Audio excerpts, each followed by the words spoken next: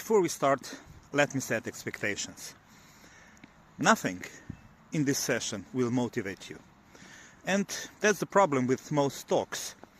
They make you feel something, but they don't change what your brain does the next time you're stuck. In the next 17 minutes, I want to show you one small shift that changes what your brain looks for under pressure. If you stay until the end, you'll understand why effort so often fails.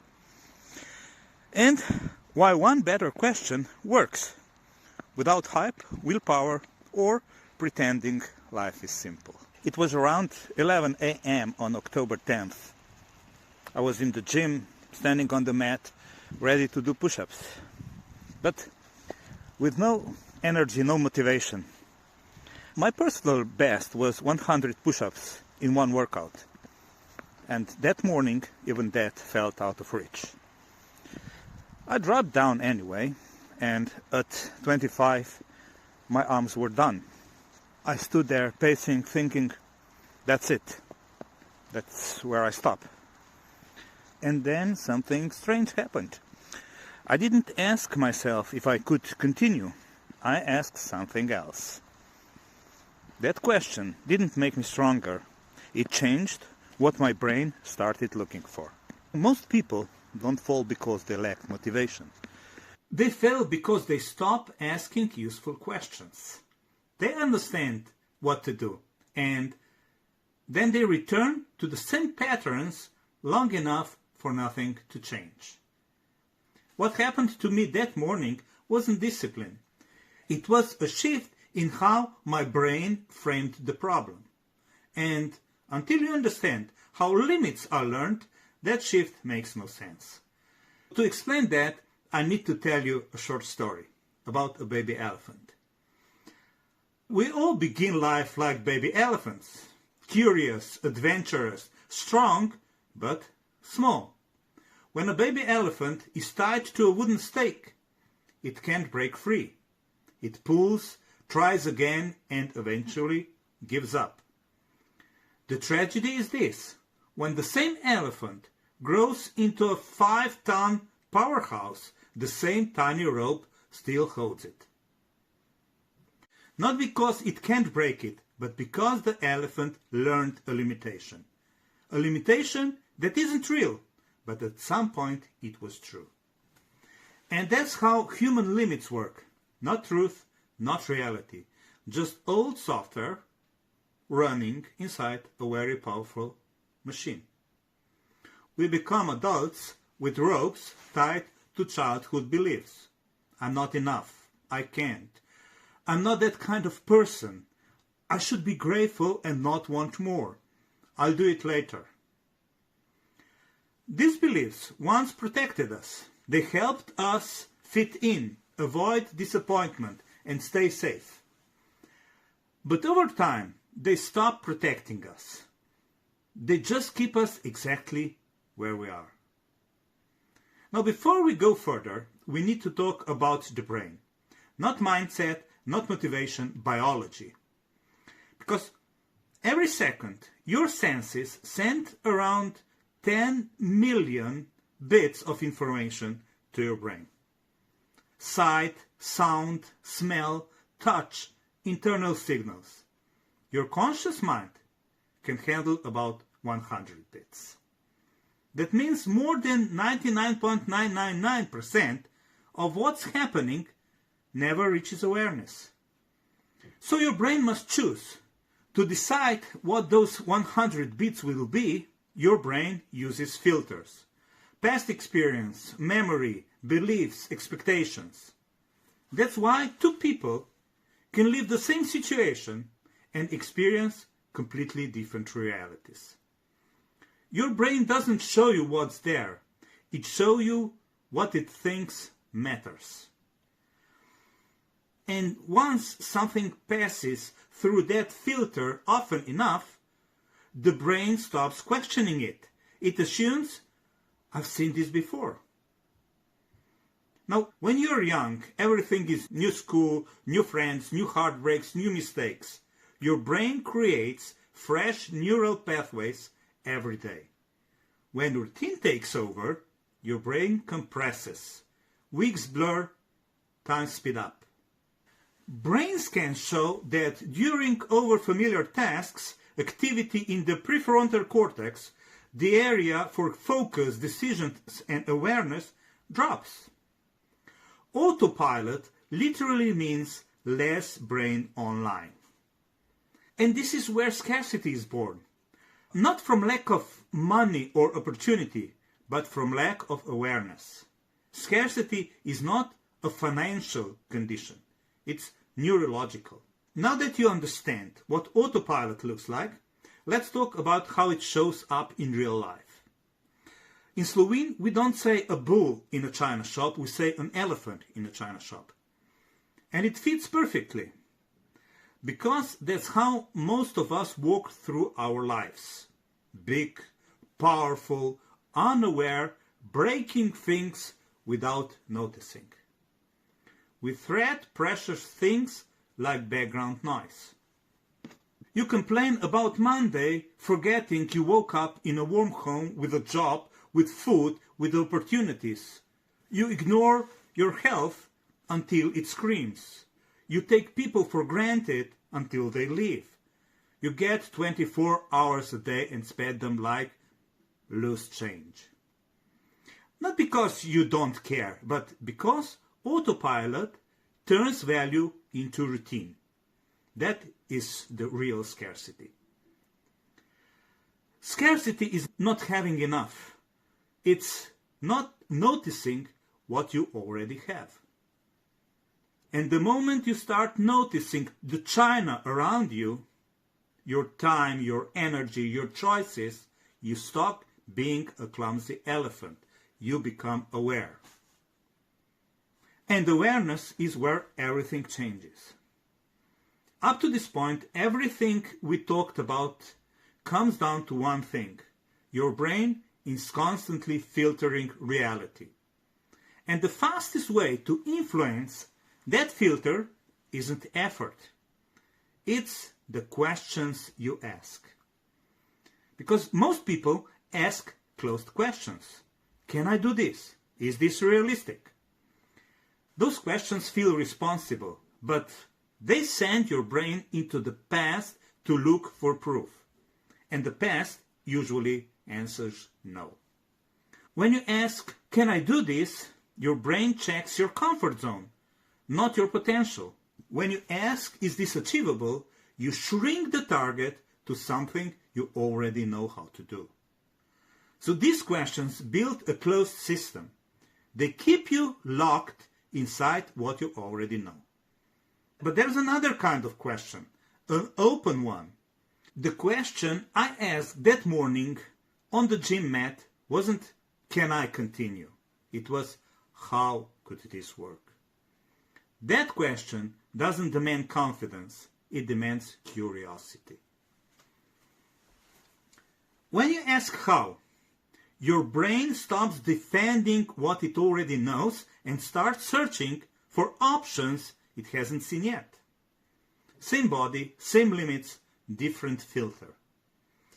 And that single shift from judging the problem to exploring it is where movement begins. This way of thinking doesn't only apply to personal goals. It shows up everywhere assumptions go unquestioned for long enough. For decades, Alzheimer's disease carried one word: irreversible. Once memory was gone, once the disease progressed far enough, the conclusion was clear: nothing could bring it back. Treatments focused on slowing decline, managing symptoms, coping. Then, recently, something changed.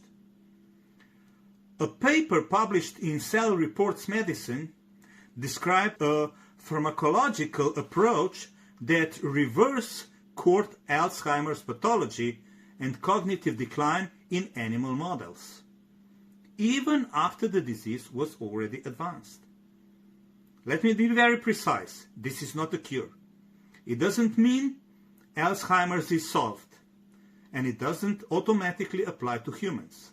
But it does mean something important. A conclusion that lived unquestioned for decades become a question again. Not because of hope, not because of belief, but because someone stopped asking, is this irreversible? And start asking, how could this work? For years, the limit wasn't this cannot be reversed. The limit was we don't know how. That isn't a story about medicine. It's a story about how progress begins when we reopen questions we thought were closed. Look at this rope. I'm going to tie a knot in the middle without letting go of the ends. Your brain wants to say that's impossible. But notice something. Nothing has happened yet. The rope hasn't changed. The rules haven't changed. Only a conclusion appeared. Now watch.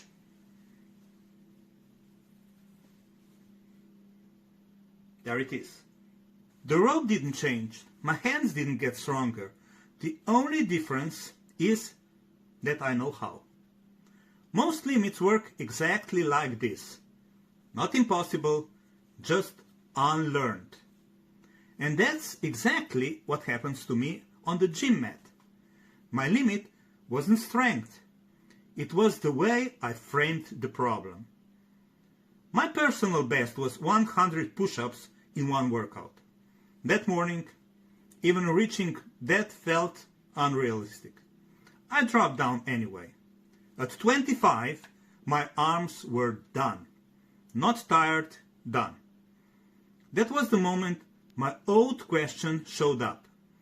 Can I do this? And the answer was obvious. No. So instead of pushing harder, I changed the question. Not can I continue, but how could this still work? That question didn't give me energy. It gave me options. Different set sizes, different pacing, shorter rests, breaking the goal apart. Things I couldn't see 5 minutes earlier. By the end of that workout, I didn't hit 100. I hit 110.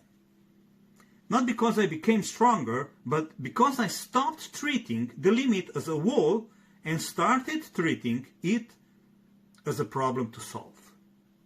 Later that day, the same question led me to make a decision that felt unreasonable at the time. I publicly committed to doing 10 times more. 1,000 push-ups. Not because I knew I could, but because I was curious how it might be possible. And less than 3 months later, I did 1,000 push-ups in one day. Not through willpower, through method. The lesson isn't fitness. It's the same one as the rope. When you ask the wrong question, your brain proves you right. When you ask the better one, your brain starts looking for technique. And that's where growth lives. Not in motivation, in how. Up to now, we've talked about how limits are learned and how the brain filters reality. So here are 3 small interventions that actually change that filter. Number 1, the question swap. Once a day, notice one moment where you feel stuck, frustrated, or hesitant. Listen for the question in your head. It's usually something like, can I do this? Why does this always happen? What if this goes wrong? Don't argue with it. Replace it with, how could this work? And you don't need the answer. You are retraining what your brain searches for. That's enough. Tool number 2, 1 interruption per week. Autopilot feeds on repetition. So once a week, interrupt it. Do one small thing you normally wouldn't. A different route, a different conversation, a different way of doing something familiar. Small novelty is enough. It forces awareness, and awareness weakens autopilot. And the third, 1 challenge, 1 filter. Pick 1 challenge that matters to you right now. Not 10, 1. Then delete every question except one. Not can I do this, is this realistic, what if I fail? Only how could this work? This question turns effort into experimentation. And experimentation is how limits dissolve. These three tools don't add pressure. They remove bad defaults. They make your brain stop shutting doors before you even try. That's the shift. At this point, the problem isn't that you don't know what to do. The problem is what happens 48 hours from now. You wake up, you open your phone, you step back into routine. And without noticing it, your brain reloads its defaults because nothing interrupted them long enough to become normal. That's how insight disappears. So the real question isn't what you should do. It's this. What would happen if one better question showed up automatically when you need it most? This is where most talks fail. They end at understanding, and then life takes over. Your real job after today isn't to remember this talk. It's to protect the version of you that is awake right now from slipping back into autopilot. That's why I built a short 21-day practice.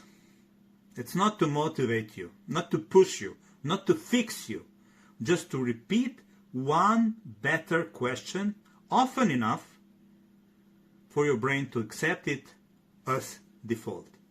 One question, practice daily, long enough to become normal. If nothing changes, you lose 3 weeks. If something does, you stop losing years. The link is below. No pressure, no promises. Just a small structure to help you practice what you already understand. Because you don't need more insight. You need fewer bad defaults. And those only change with practice. Before you go, remember this. Nothing in your life changes the moment you understand something. It changes the moment your brain starts asking better questions without you forcing it. That's the work. And that's what this is all about.